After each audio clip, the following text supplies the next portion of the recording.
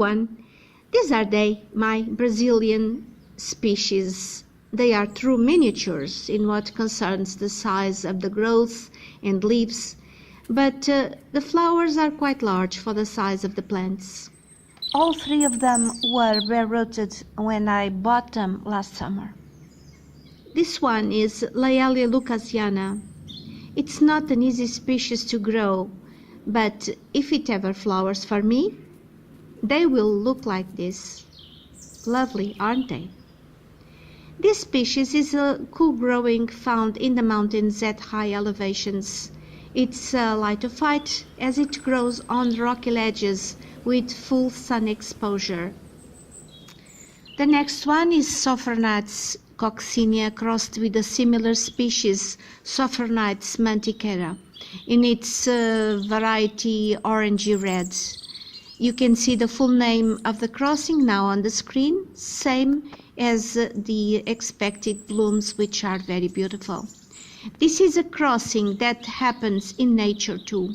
Both the species are found in tropical cloud forests near the coast at high elevations. Therefore, this is a cool to intermediate grower.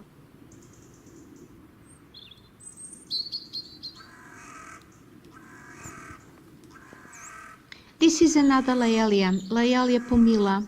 This species grows on trees, usually on lower branches, in humid forests along rivers, in swampy areas, again at high elevations. The flowers are very showy and fragrant. These orchids have been on these mounts since last summer. The layer of sphagnum moss is getting thin, so it needs to be replaced. Also, I need to check on the roots growth. So I start by cutting off the fishing net that holds the sphagnum moss in place, and I take the moss out. It's very used up. It's green like it has algae.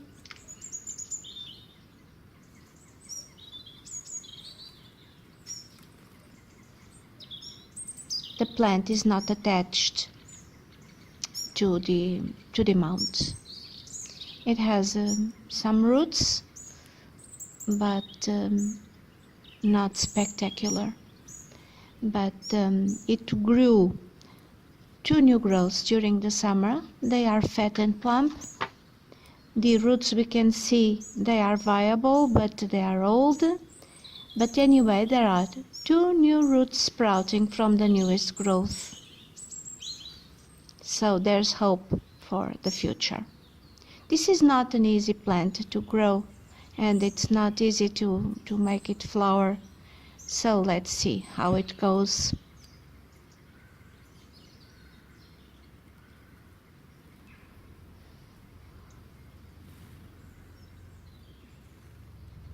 I suspect that this cork is giving up. It's like breaking up.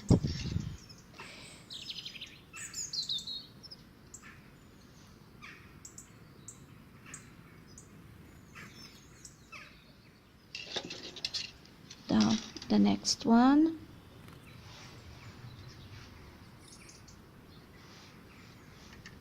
Which is the Laelia pumila.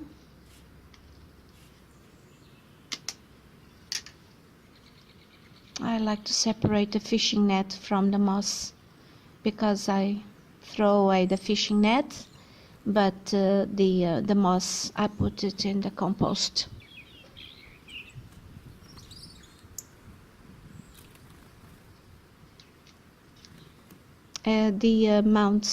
The plants and the mounts are wet because I've watered them this morning. I find it easy to take off the moss without hurting the roots, and I can see that this plant is attached to the mount, which is good news. I'm happy with that.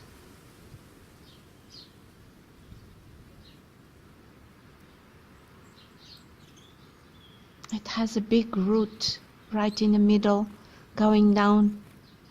It's quite a big root, and it has a beautiful new growth too.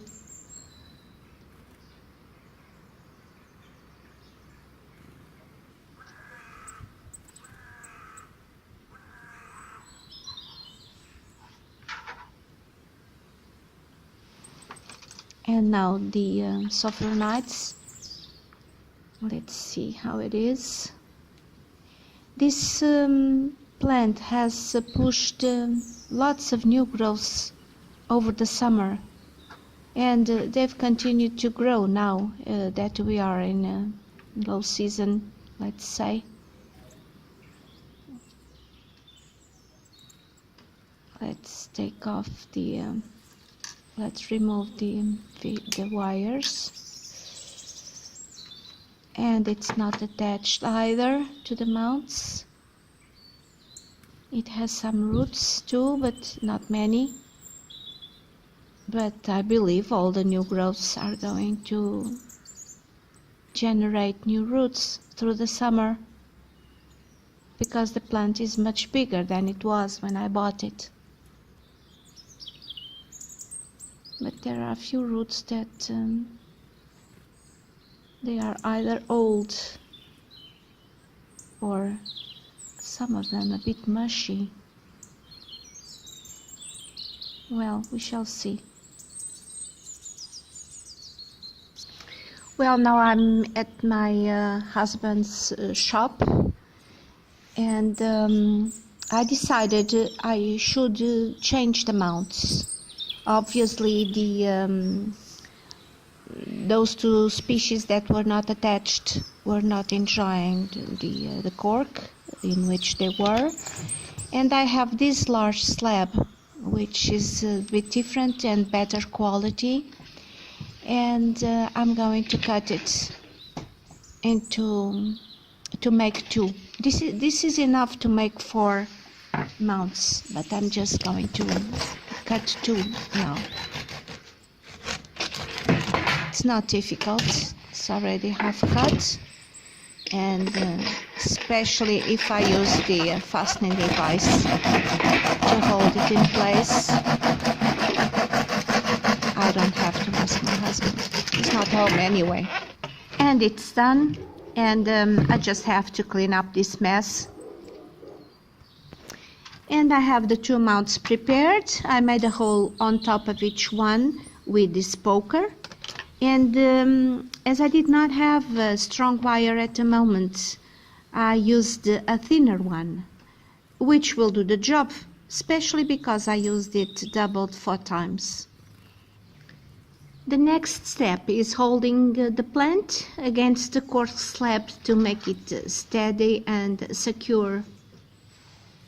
I'm using this thread, which is rubbery but quite strong. I use it all the time for everything in the garden, especially to tie plants up. It keeps them in place without hurting them, and it's so easy to use. A simple knot keeps them solid and firm.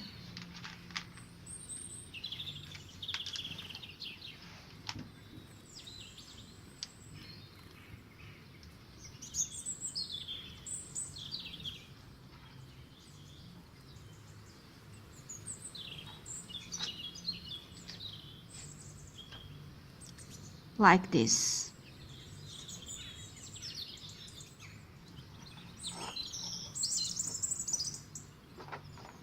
There you go, tight and firm.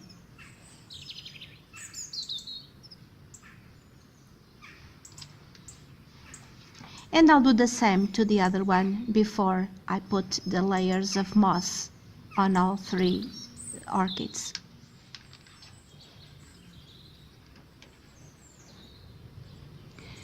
And I'm now thinking that these 3 orchids were recently renamed. In fact, Laelia, pumila, and lucasiana left genus Laelia. They were first put into sophronites, and then they were assigned to genus Cattleya. all Brazilian Laelias went into Cattleya.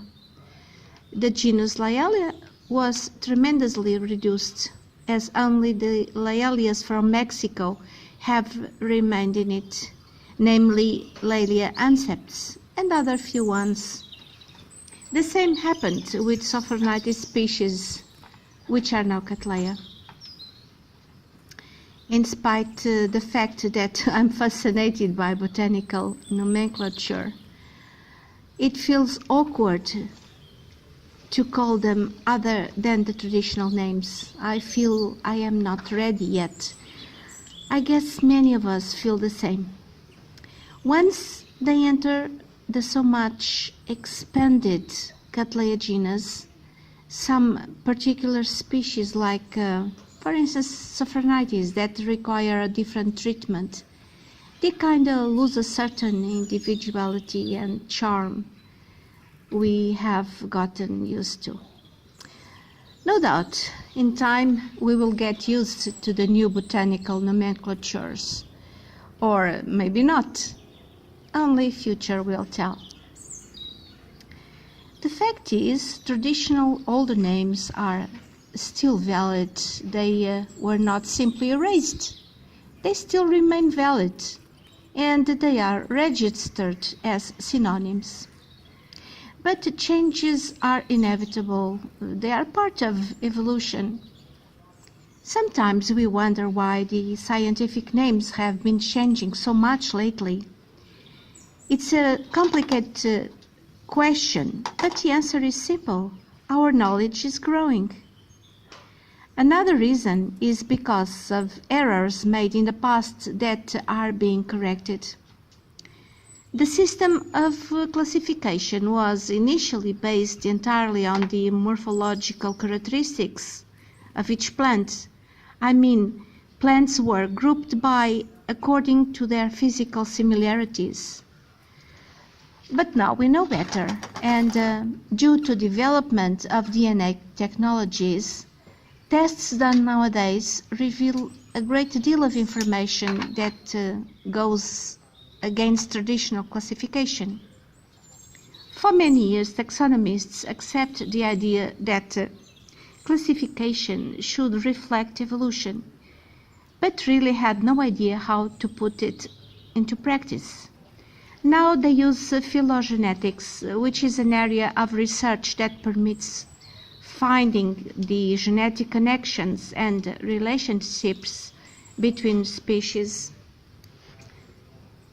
This is a fascinating subject, very complicated though, and I believe that the botanic scientists are a bit at loss sometimes.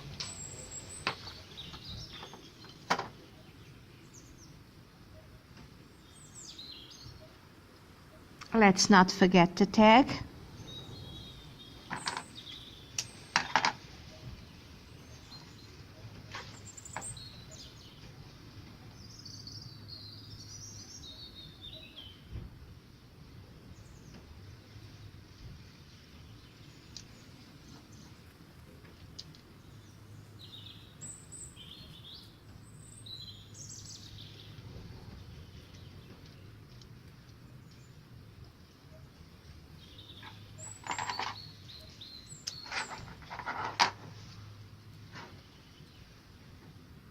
And now I'm twisting the pieces of wire to make them stronger.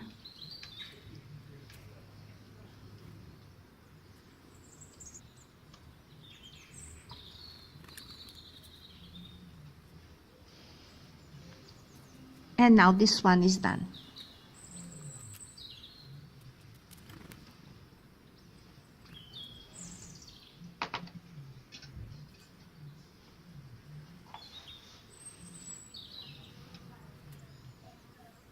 And now the next one. I do a loop at the beginning, but I'm just going to use it in the end. I never know how much fishing line I will need, so I don't want to cut it. We have plenty of fishing line at home because my husband goes fishing once in a while, and so whenever I want some, I go to his shop and help myself, but I do not want to waste it.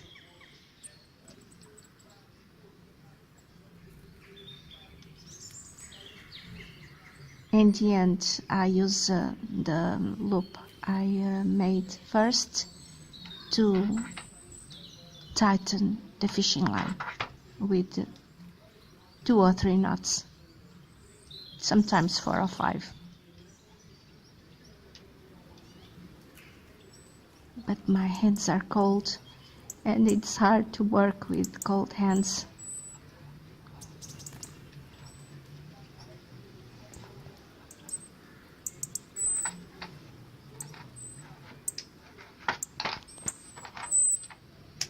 And the tag to finish up, this one.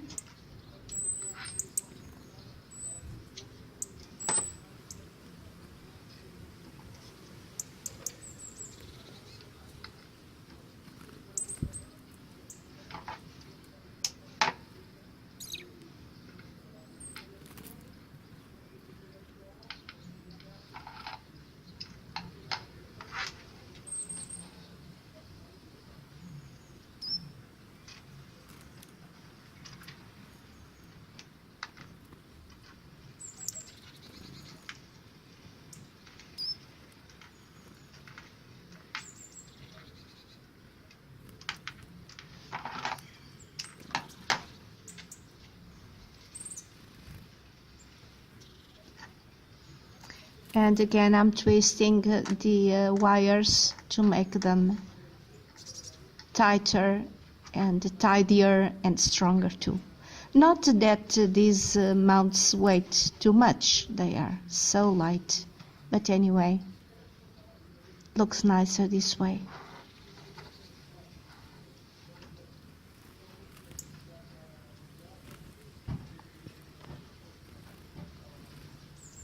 There you go, looking nice. Must not have the moss too close to the plant, because these pseudobulbs are so small, don't want them to rot. And now for the last one. This one remains in his previous mount because it was attached to it, as you remember. So I'm going to put the moss now.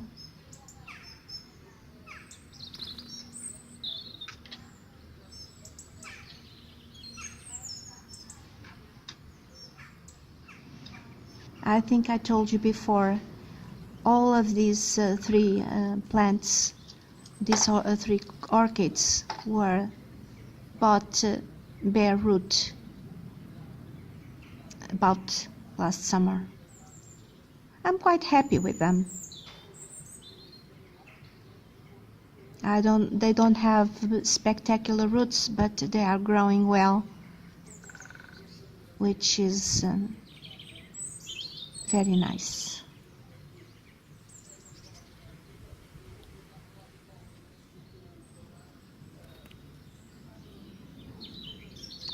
And so now I'm putting the fishing line around.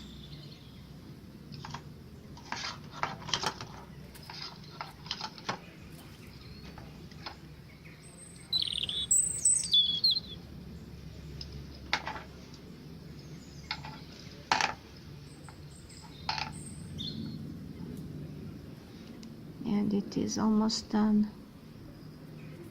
because the tag is there already.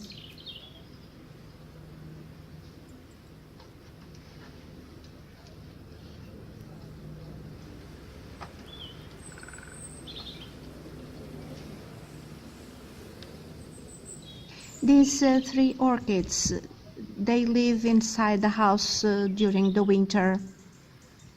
They are living in a south-facing window, In the summer, they will go outside, of course, with others.